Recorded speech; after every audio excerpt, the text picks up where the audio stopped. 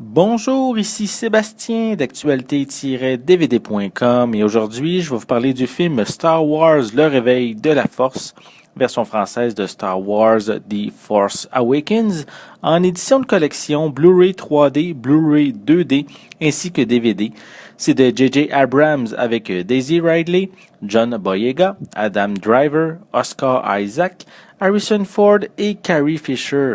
C'est un film distribué par Walt Disney et sorti en magasin le 15 novembre 2016. Après une première édition en Blu-ray parue en avril dernier, les plus grands fans de la franchise vont être heureux de pouvoir se procurer cette nouvelle édition.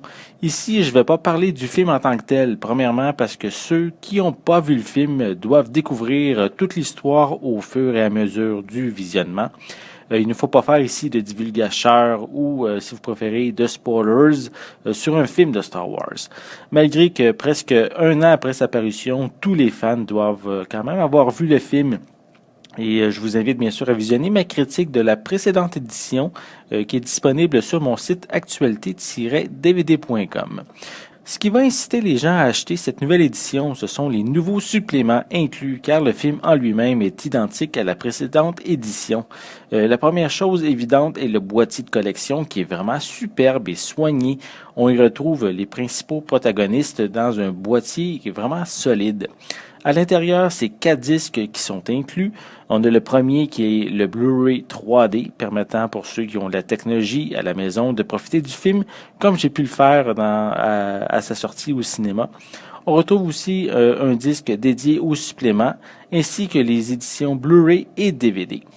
Les pistes sonores sont disponibles en anglais DTS HD 7.1, français et espagnol 5.1 pour l'édition Blu-ray 3D et Blu-ray.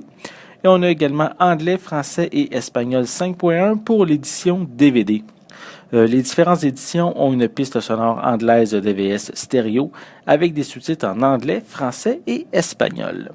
Pour les suppléments, on retrouve plusieurs nouveaux comme un commentaire audio avec le réalisateur J.J. Abrams. On a également Folly a Sonic Tale qui ici, on a différents artistes qui expliquent certains bruitages du film. On a Sounds of the Resistance qui focus sur certains sons iconiques de Star Wars, sur la création de nouveaux sons pour l'épisode 7 et comment ils ont été incorporés aux effets spéciaux et à la musique.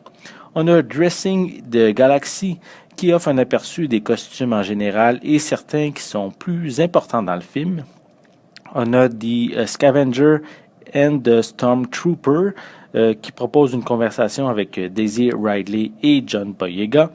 On a également Inside the Armory qui permet de faire un tour des armes utilisées dans le film.